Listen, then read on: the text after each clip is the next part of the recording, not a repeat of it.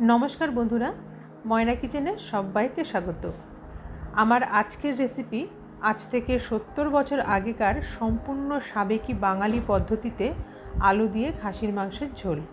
তবে এই রেসিপিটি কিন্তু আমার নয়, রেসিপিটি আমার দাদুর। মানে আমার দাদু যেভাবে এই খাসির মাংসের ঝোলটি বানাতো আমি ঠিক সেইভাবেই বানানোর চেষ্টা করেছি। 4 মাস হলো আমার দাদু 93 বছর বয়সে আমাদের ছেড়ে চলে গেছেন। তাকেই আমার আজকের এই রেসিপির নিবেদন। আসুন তাহলে শুরু করি আজকের রেসিপি। খাসির মাংসের ঝোল বানানোর জন্য আমি এখানে নিয়েছি 600 গ্রাম খাসির মাংস। মাংসগুলোকে আমি খুব ভালো করে ধুয়ে পরিষ্কার করে নিয়েছি। প্রথমেই আমি এই মাংসটাকে ম্যারিনেট করব। একটা বড় বোলের মধ্যে আমি এই মাংসের পিসগুলোকে নিয়ে নিলাম। প্রথমে মাংসের ভেতর দিয়ে দিলাম অর্ধেকটা পাতিলেবুর রস।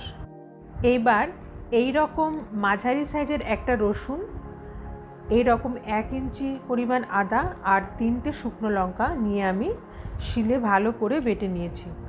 এই মশলাটাকে আমি এই মাংসের ভেতর দিয়ে দিলাম। তবে এখানে ঝালের পরিমাণটা আপনারা যেমন ঝাল পছন্দ করেন সেই অনুযায়ী আপনারা এই ঝালটা এখানে ব্যবহার করবেন। এখানে আপনারা শুধুমাত্র শুকনো লঙ্কা বা কাঁচা লঙ্কা আর শুকনো লঙ্কা মিশিয়েও কিন্তু ব্যবহার করতে পারেন। তারপর দিলাম 1 চামচ লবণ, 1 চামচ হলুদ। এখানে আমি 4টে বড় সাইজের পেঁয়াজ কুচিয়ে নিয়েছি, এর থেকে 3 ভাগের 1 ভাগ আমি দিয়ে দিলাম। আর দেব 3 টেবিল চামচ মতন সর্ষের তেল। এই সব মশলাগুলোকে দিয়ে আমি একসাথে মাংসটাকে খুব ভালো করে মাখিয়ে নেব। আমি এই মাংসের ভেতর কিন্তু কোনো রকম জিরে গুঁড়ো বা ধনে গুঁড়ো ব্যবহার করব না। এইগুলো ছাড়াই এই মাংসের স্বাদটা কিন্তু বেশি ভালো হয়। এইবার এটাকে ঢাকা দিয়ে আমি 30 মিনিটের জন্য রেখে দেবো।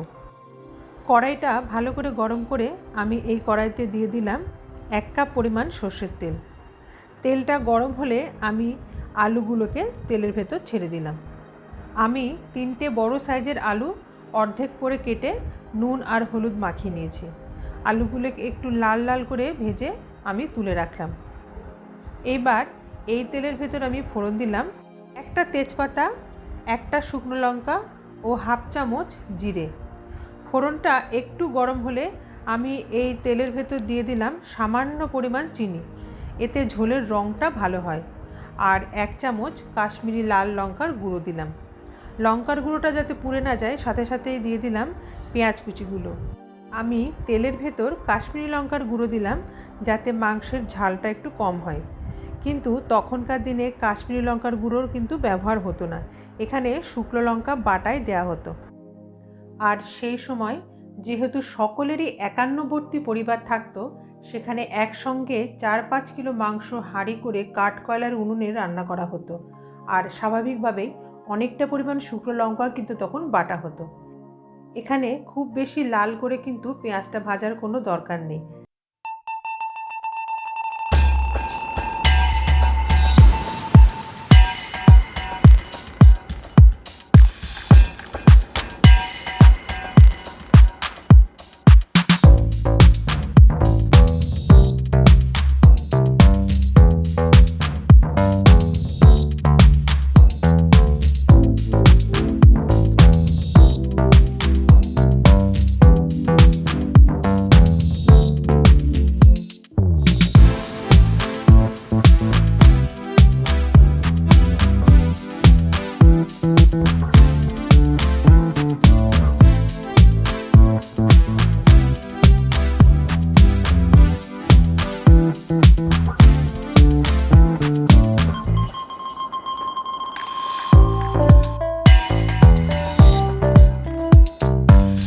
তাড়াতাড়ি সেদ্ধ হয়ে যায়।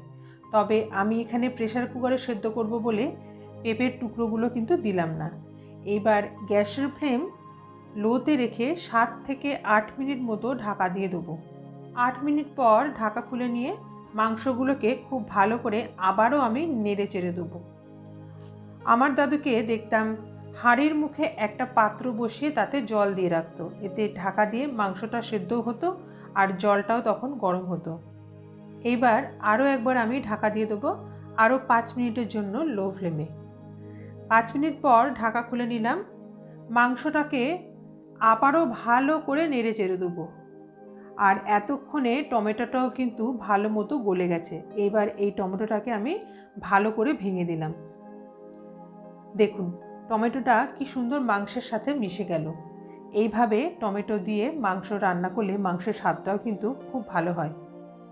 আর মাংসটা কষাতে কষাতে অনেকটাই কিন্তু শুকিয়ে এসেছে। আমি এর ভেতর সামান্য পরিমাণ গরম জল দিলাম। আর এই মাংসটাকে আমি এই রকম খোলা অবস্থাতে আরও 5 থেকে 6 মিনিট মতো কষিয়ে নেব। আমার দাদুকে দেখতাম অল্প অল্প করে মাংসতে গরম জল মিশিয়ে মিশিয়ে ঘড়ি ধরে ঠিক আধ ঘন্টার সময় দিয়ে মাংসটাকে কষাতো। আমার যেহেতু এখানে মাংসের পরিমাণ কম, আমার অত সময় লাগবে না। মোটামুটি 20 মিনিট ধরে মাংসটা কষালেই হবে। মাংসটা যখন পুরোপুরি কষানো হয়ে যাবে তখন খেয়াল করবেন মাংসের রঙটা কিন্তু তখন বদলে যাবে। আমারও এখানে মাংসটা খুব ভালো মতো কষানো হয়ে গেছে। এবার এটাকে সিদ্ধ করার জন্য আমি এই মাংসটাকে একটা প্রেসার কুকারের ভেতর দিয়ে দিলাম।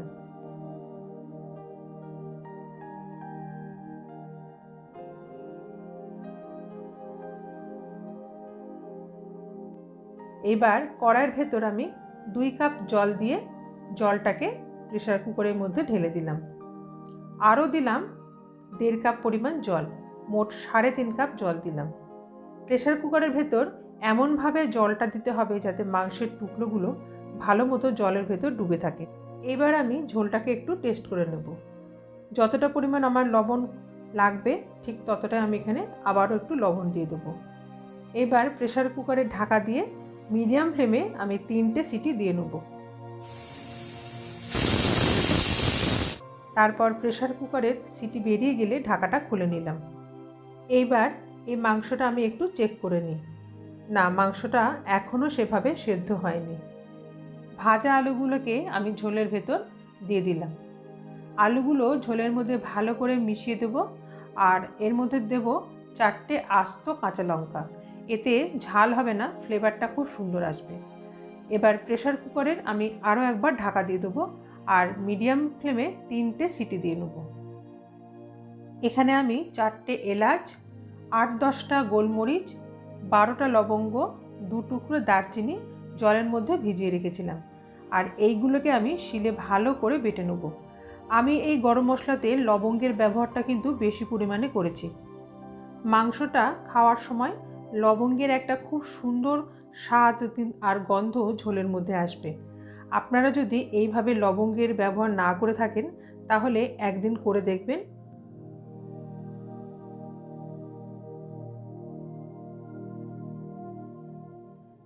এবার প্রেসার কুকারের ঢাকাটা খুলে আমি বাটা গরম মশলাটাও এর ভেতর দিয়ে দিলাম। গরম মশলাটা দেওয়ার পর গ্যাসটা আরও একবার ধরিয়ে দিলাম। আর দিলাম এর ভেতরে 1 চামচ ঘি। এইবার মাংসটা আরও একটু চেক করে নিই। এইবার মাংসটা পুরোপুরি সেদ্ধ হয়ে গেছে। তাহলে তৈরি হয়ে গেল আমার দাদুর পদ্ধতিতে রান্না করা খাসির মাংসের ঝোল। রেসিপিটি ভালো লাগলে একটা লাইক করার অনুরোধ রইল। আর আমার চ্যানেলটিতে এখনও যদি সাবস্ক্রাইব না করে থাকেন তাহলে চ্যানেলটিকে সাবস্ক্রাইব করার জন্য অনুরোধ রইল। আজকে এইটুকুই। সবাই ভালো থাকবেন, সুস্থ থাকবেন। ধন্যবাদ।